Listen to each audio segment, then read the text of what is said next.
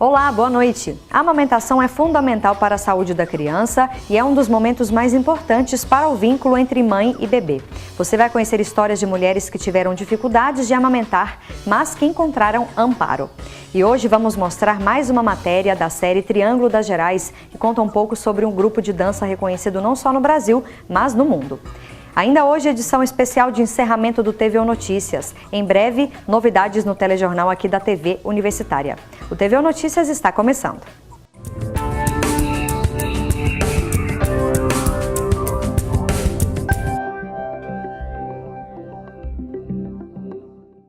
A amamentação é um dos momentos mais importantes para estabelecer o vínculo entre mãe e filho logo nos primeiros meses de vida.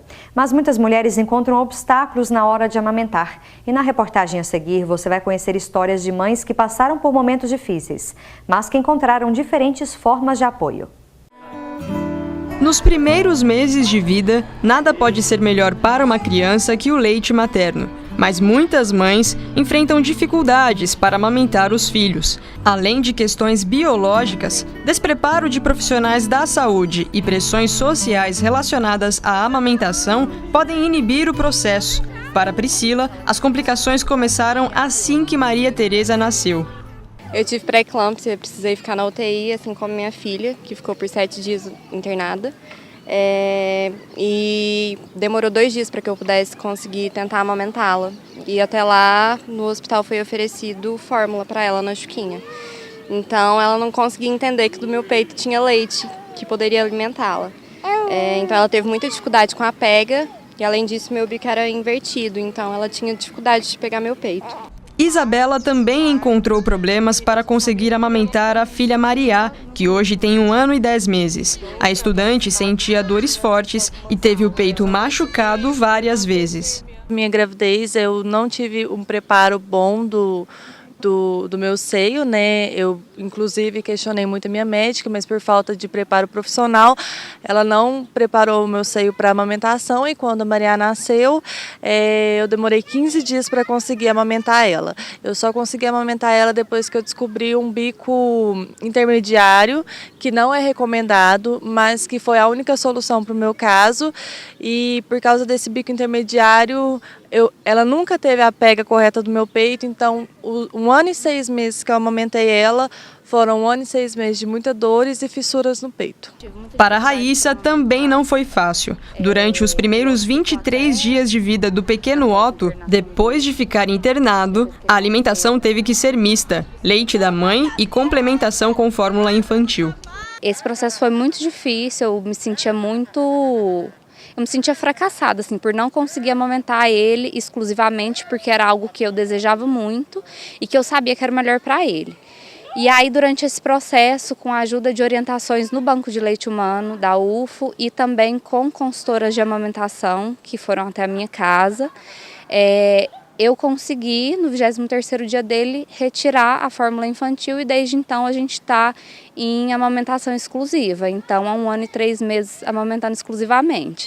Nesse 1 ano e 3 meses a gente passou por outras dificuldades, como fissura nas mamas, muita sensibilidade, aí vieram os dentes, novos machucados. Depois da própria experiência, Raíssa percebeu que outras mulheres passavam por situações parecidas e, com o objetivo de facilitar um ambiente de informações úteis, criou o Clube do Leite.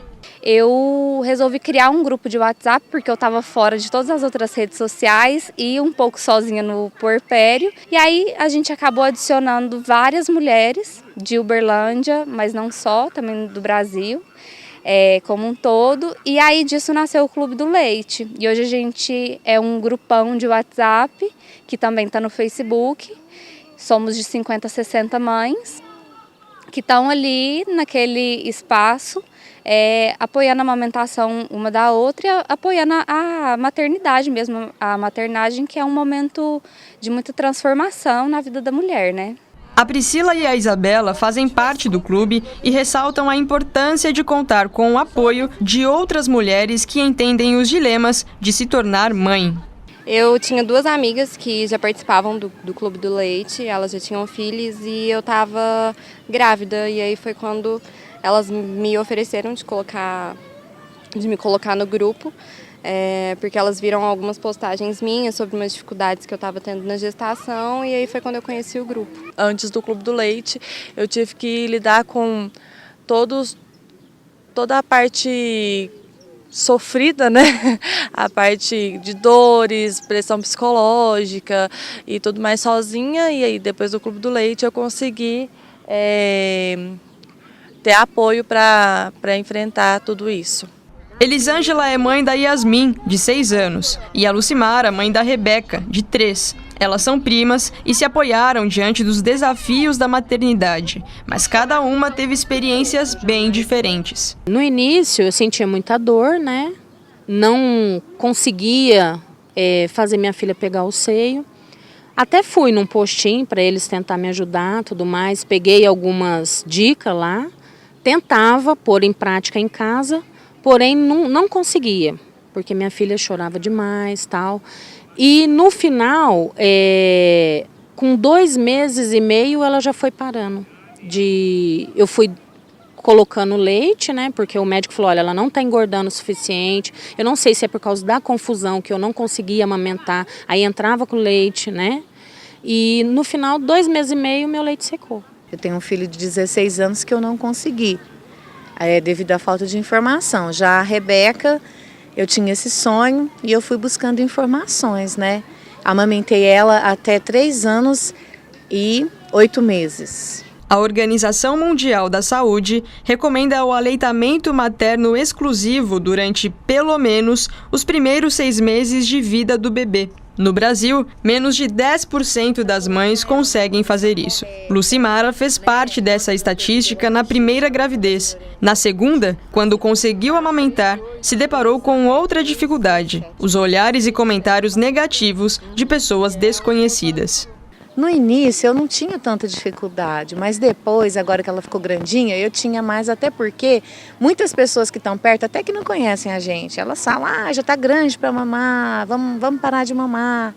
E aquilo ia me constrangindo um pouco dentro do ônibus, assim, porque tem vários tipos de pessoas, você não conhece todo mundo, então eu me sentia muito constrangida nessa situação, mas dentro de casa não. A pesquisa global sobre aleitamento materno, realizada em 2015, com mais de 13 mil mães e gestantes de 10 países, mostrou que, no Brasil, 26% das entrevistadas consideram a dor como a maior dificuldade para amamentar. 13% citaram acordar no meio da noite e 10% falaram sobre a frequência das mamadas. Já os maiores medos envolvem a pega incorreta do bebê e não conseguir amamentar durante o tempo mínimo indicado pela OMS. Em Uberlândia, o Banco de Leite Humano do Hospital de Clínicas da UFO presta serviço às mães que precisam de qualquer tipo de ajuda para amamentar. Esta pediatra neonatologista do HC explica que a equipe também orienta mulheres que produzem uma maior quantidade de leite a doarem para o hospital. Todas as mulheres que têm seus bebês saudáveis em casa, que têm um bom ganho ponderal, e essas mulheres também são saudáveis e não fazem uso de qualquer medicação, elas podem entrar em contato conosco por telefone e a nossa equipe vai até elas e faz essa coleta no domicílio para poder disponibilizar esse leite, depois de todo um processo de controle de qualidade, para os nossos bebês internados na UTI. A médica destaca que a complicação mais recorrente é a pega na hora de amamentar. Essas mães, muitas vezes, elas nos procuram com fissuras mamárias, rachaduras mamárias, por dificuldade no posicionamento do bebê ao seio. Então, elas nos procuram para receber as orientações adequadas e corrigir essa técnica de amamentação. Lucimara precisou do auxílio do banco de leite em vários momentos. Eu estive várias vezes lá no banco de leite durante esse período em que eu amamentei minha filha e não só fui lá, como também eu ligava lá várias vezes, né? Deixei o telefone anotado, tenho até hoje e sempre passo para as pessoas que eu vejo que estão com dificuldade, porque eu achei lá de extrema importância durante o meu processo de amamentação. A pediatra reforça a importância do leite materno para a criança ter uma vida saudável. O ideal é que o bebê receba até os 6 meses o leite materno exclusivo, mas que esse leite seja mantido com a introdução dos alimentos complementares até pelo menos 2 anos de idade. São inúmeras as vantagens. O leite materno ele é o leite completo, ideal, ele tem tudo na medida exata que o bebê precisa. Além disso, o leite materno ele é um potente protetor contra infecções que a criança pode apresentar, porque contém inúmeros compostos bioativos muito importantes nessa proteção. Então, assim, são inúmeras as vantagens, por isso que nós temos que batalhar tanto, né, e orientar as mães para que procurem o banco de leite ou qualquer outro serviço de atendimento em caso de dúvidas o mais rápido possível, caso elas tenham qualquer dificuldade na amamentação.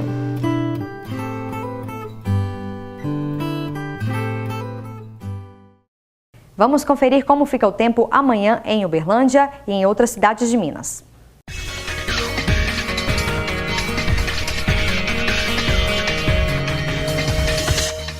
Sol entre nuvens com possibilidade de chuvas isoladas ao longo do dia em Uberlândia. Os termômetros podem marcar temperatura mínima de 22 e máxima de 29 graus.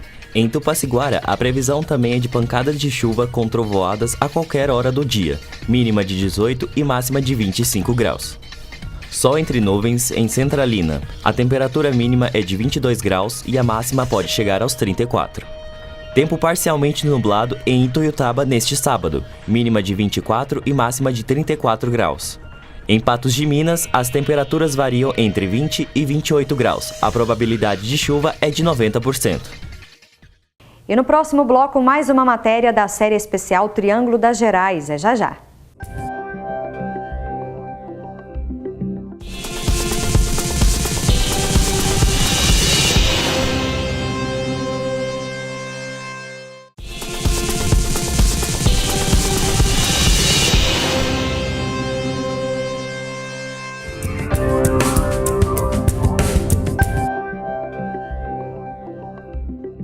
E hoje vamos mostrar mais uma matéria da série Triângulo das Gerais. Você vai conhecer a história de um grupo reconhecido não só no Brasil, mas no mundo. É o grupo de dança contemporânea Corpo.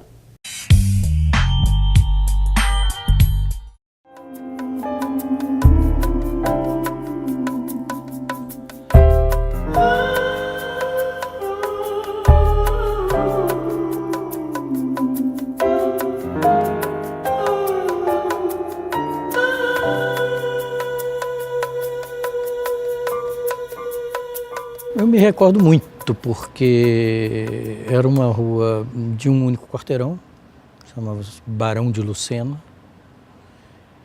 E, quer dizer, éramos uma turma e minha casa sempre foi o centro da rua, ou seja, todo mundo ia para lá. Às vezes a gente chegava de tarde, estava assim, um café colocado à mesa, assim, 14, 15 pessoas, nenhum lá de casa, todos ali. Eu morei nessa casa praticamente desde que eu nasci. Eu era tímido, mas acho que sempre fui muito tímido. Nesse sentido, nunca fui de ter muitos amigos, nunca fui de sair muito, né? Eu vivia muito mesmo ali na rua, naquele mundo daquele tamanho só. Eu, na verdade, sempre fui muito esquisito. Eu, a vida inteira, escutei música clássica, desde que eu sou menino, muito criança. E depois disso, eu era muito um cara meio solitário também, então, mas eu acho que o que me salvou foi rock and roll. Quando eu descobri Beatles e Rolling Stones, a minha vida mudou para muito melhor.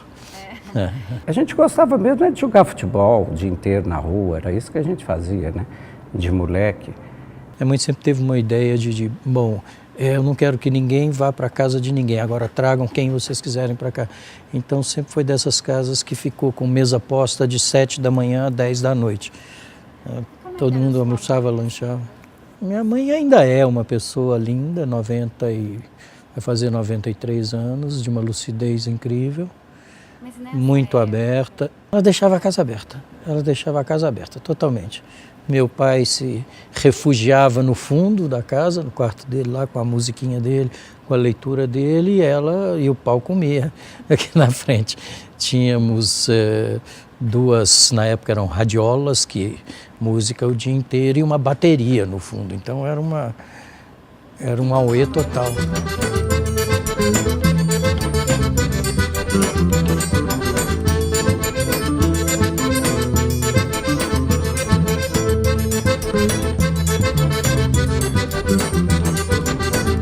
Eu sempre fui uma criança muito espevitada, assim, muito ativa. E aí acho que é por isso que minha mãe colocou no balé bem cedo, para ver se gastava energia, né?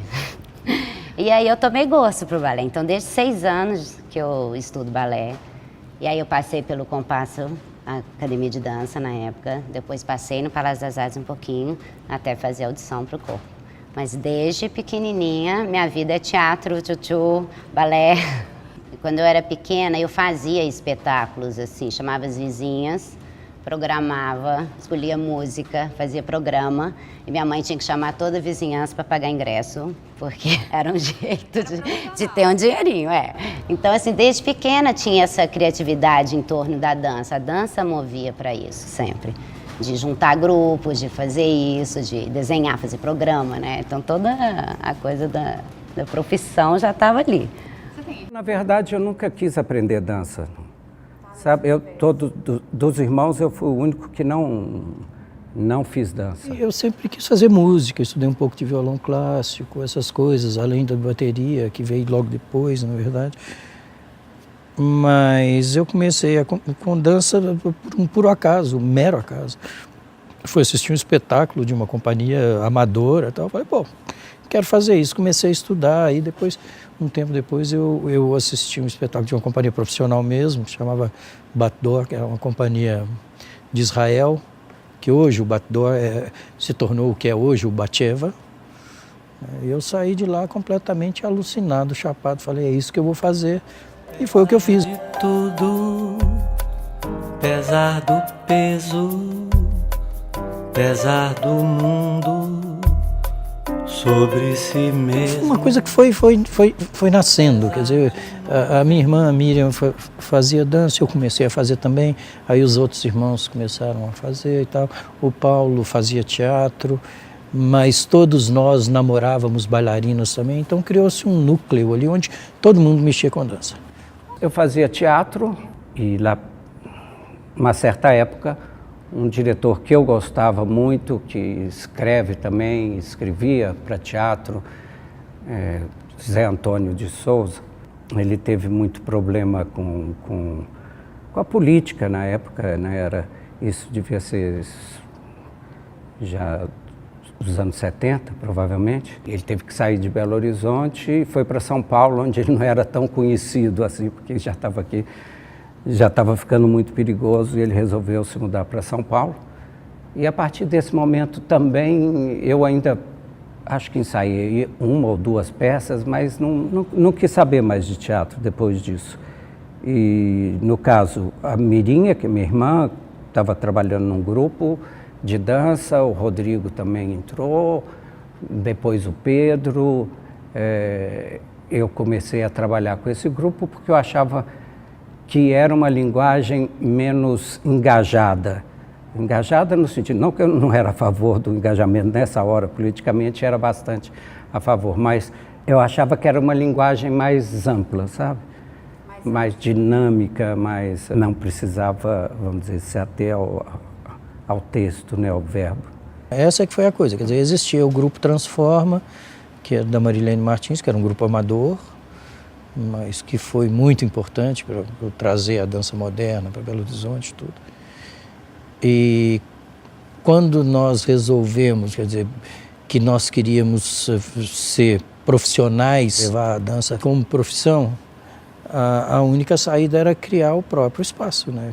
Porque não existia uma companhia profissional. O que nós fizemos foi criar a nossa própria companhia, nosso próprio campo de trabalho, né? Essa turma toda que estava junto já há alguns anos, trabalhando e pensando dança.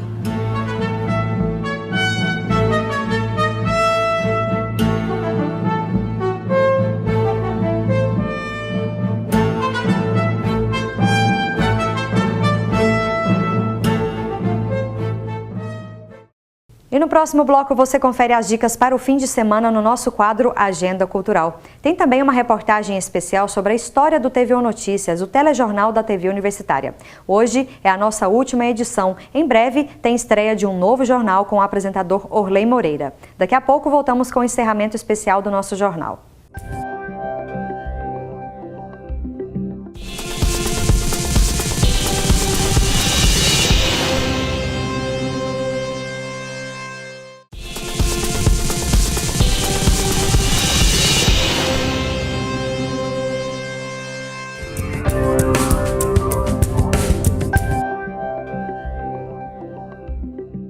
Antes de encerrar o jornal, vamos às dicas para o fim de semana.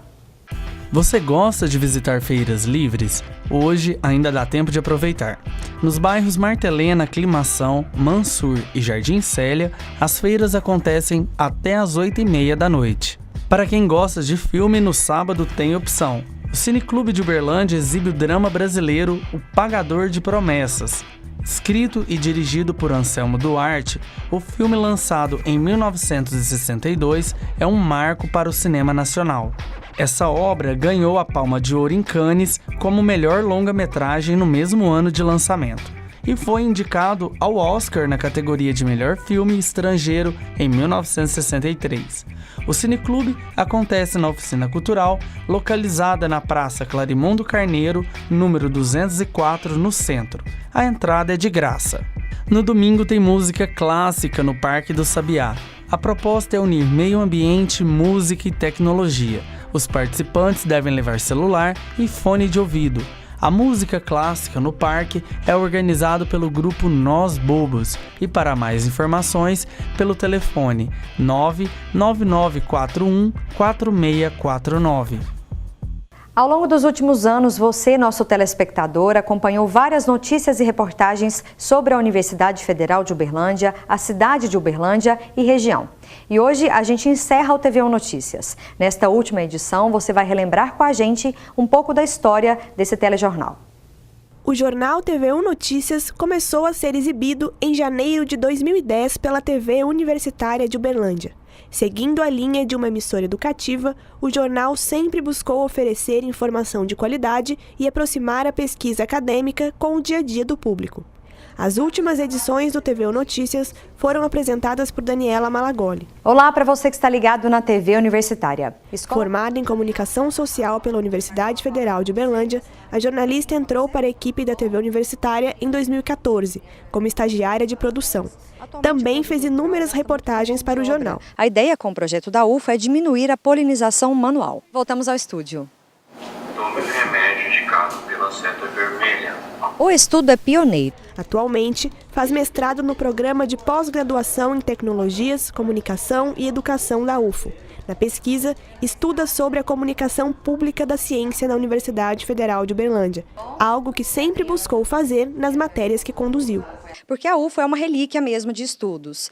E além de mostrar esse estudo que a UFO desenvolve, eu tento nas reportagens mostrar a relação com a sociedade. O que a gente ganha com isso, afinal? Esse é o objetivo da ciência, né? Com o fim do TVU Notícias, o principal jornal da TV Universitária agora leva o nome de Jornal da UFO. O programa vai ser ao vivo e apresentado por Orley Moreira. A editora-chefe, Gislene Rodrigues, explica que o novo jornal vai seguir a linha do jornalismo interpretativo. O jornalismo brasileiro, hoje como um todo, ele segue a linha do jornalismo norte-americano, que preza pela objetividade.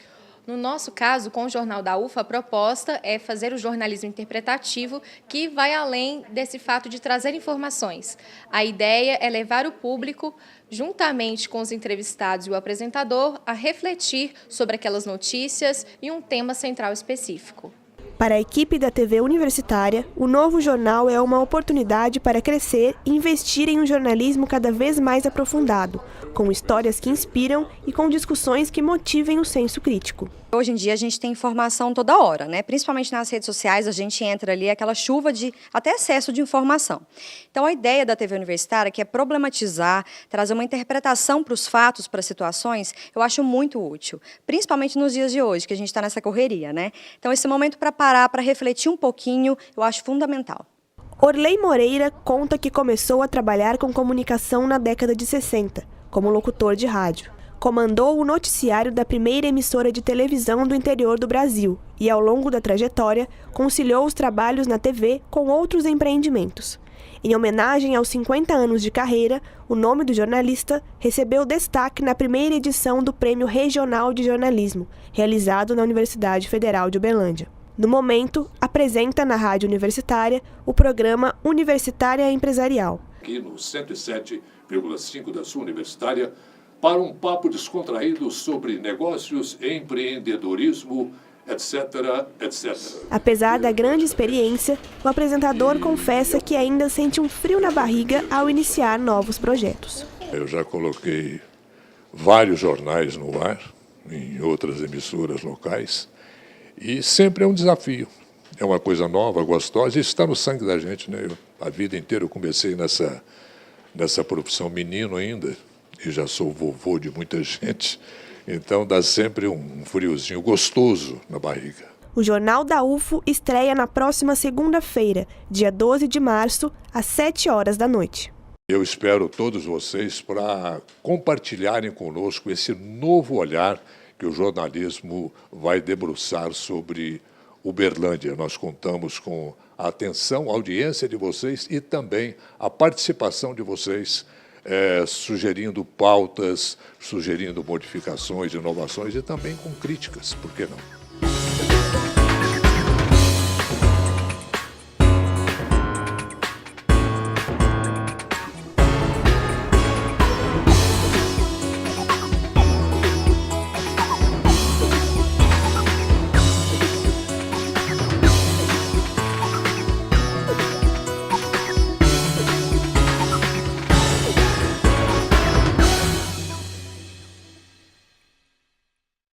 Toda a equipe da TV Universitária, a emissora da Fundação Rádio e Televisão Educativa de Uberlândia, agradece a sua companhia durante todo esse tempo. A partir da próxima segunda-feira, o jornalista Orley Moreira assume a apresentação do Jornal da UFO, que será exibido ao vivo no mesmo horário de 7 às 7h30. E a gente continua contando com a sua companhia.